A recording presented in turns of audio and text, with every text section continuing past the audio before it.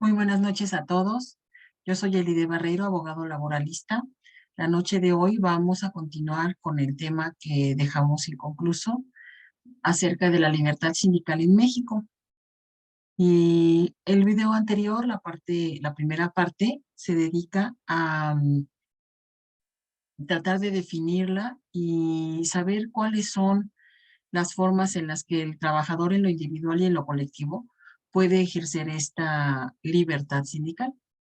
En esta segunda parte vamos a ver en las leyes internacionales y a manera de nuestro país cómo se puede ejercitar. Les voy a brindar algunas conclusiones que son personales. Muchísimas gracias de estar aquí. Les voy a presentar un material. Pues la libertad sindical en México, segunda parte.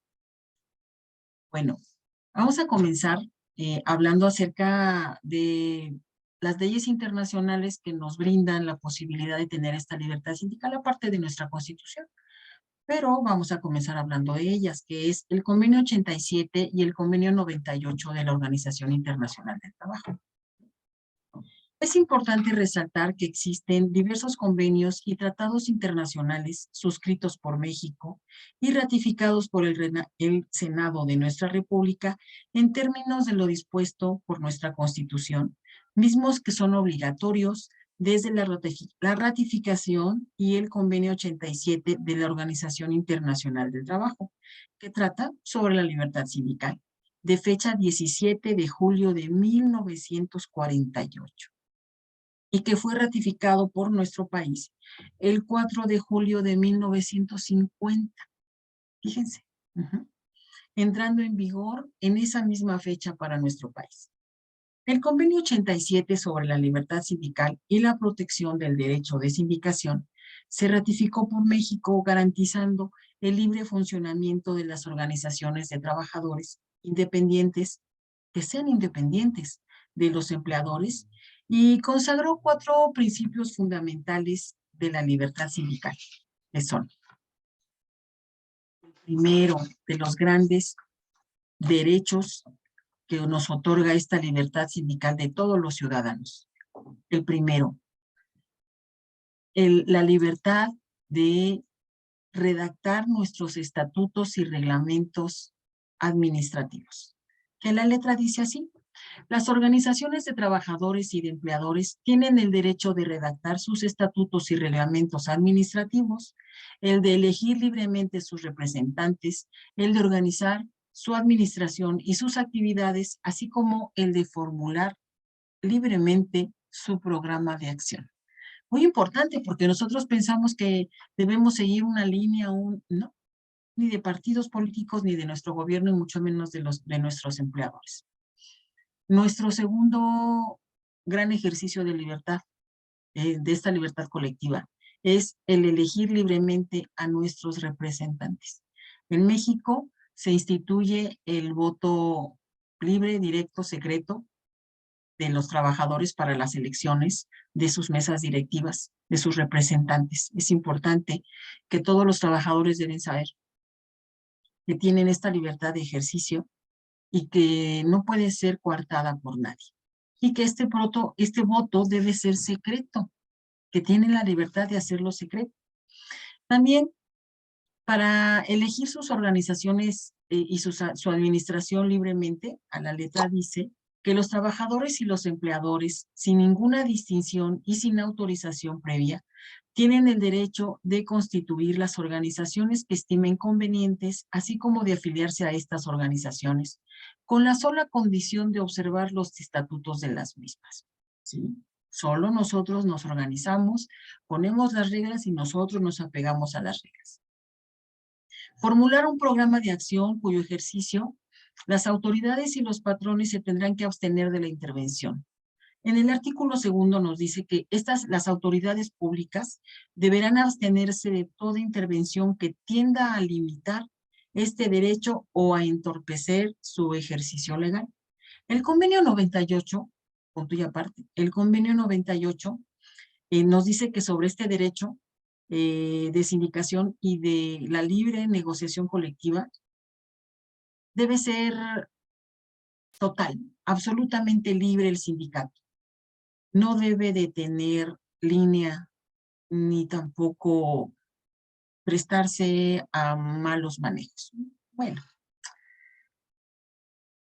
debería ser así.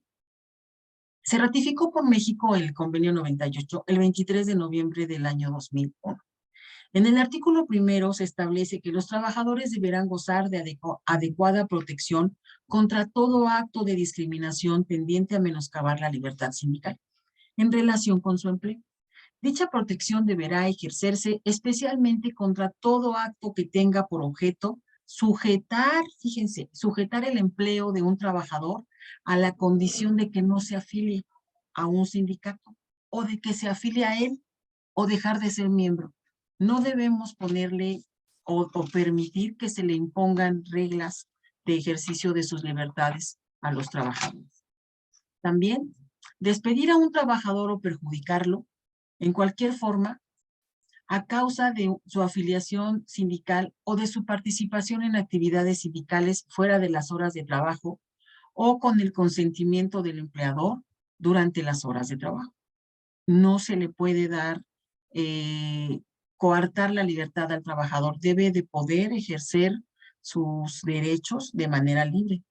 Por lo que se puede observar entonces que no se le tendrá que afectar de ninguna manera al trabajador por la decisión que tome, porque estará ejerciendo su derecho de libertad sindical. Es entonces que la libertad sindical se traduce en el derecho de los trabajadores y los empleadores a constituir libremente organizaciones las que estimen convenientes, siendo la libertad el elemento que define a las organizaciones independientes de empleadores y trabajadores, dando como resultado la existencia de interlocutores bien definidos para la negociación y el diálogo. Así es. Aquí es cuando se definen las partes de los que se van a sentar a platicar de la manera en la que los trabajadores y los empleadores van a ejecutar el trabajo. Las normas fundamentales de la libertad sindical están plasmadas en este convenio y la protección también del sindicato está en el convenio 87 de 1948, el cual también no está encaminado a una libertad sindical específica, sino sienta las bases para su funcionamiento, para su ejercicio, y limitándola también respecto de la protección de los trabajadores no afiliados a los sindicatos, porque también si nosotros tenemos el derecho de agremiarnos o no agremiarnos, pues también nos constituimos en un grupo de personas, de trabajadores, que no tenemos una afiliación, y estos también tienen derechos. Y esta es también otra de las vertientes de la libertad sindical. Es precisamente en este límite el cual carecía México, por cierto, y es la principal razón por la cual el convenio, el 98, no se ratificó sino hasta el 2018, dando paso a una reforma completa de el derecho laboral en nuestro país.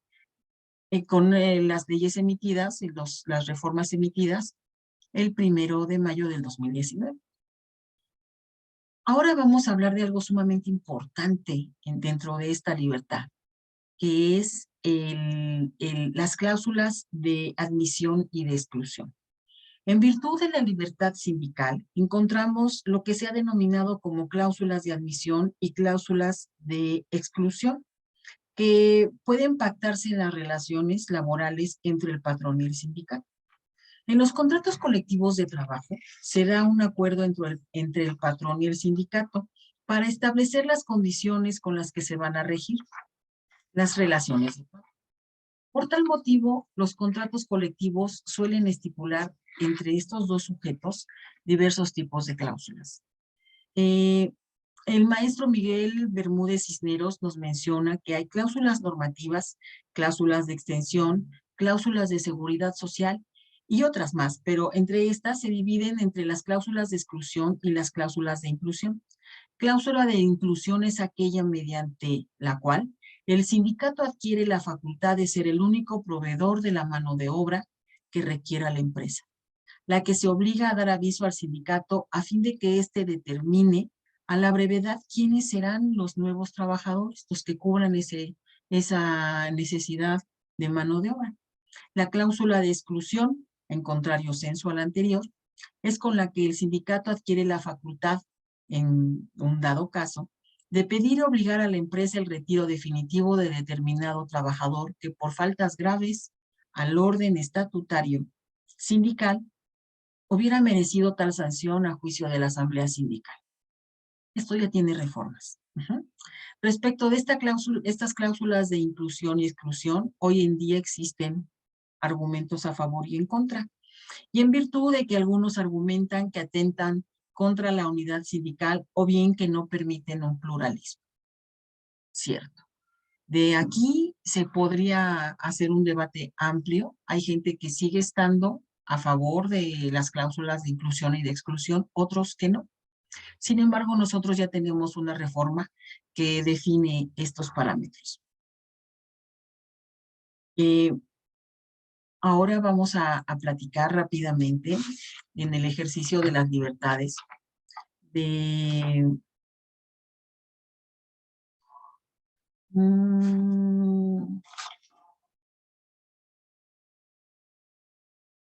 lo que me parece a mí, perdón, estoy organizando mis ideas, de lo que me parece a mí como una conclusión a la libertad sindical que estamos viviendo en nuestro país.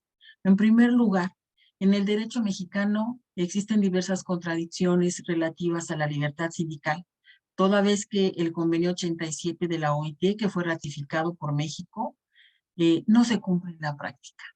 ¿Sí? Y de acuerdo con lo dispuesto en el texto, es legalmente violentado y violenta, a su vez, a los derechos humanos de los trabajadores. Sí. Y la cláusula de exclusión, en virtud de la cláusula de exclusión, considero que es violatoria la libertad sindical de los trabajadores y atenta contra la libertad de asociación.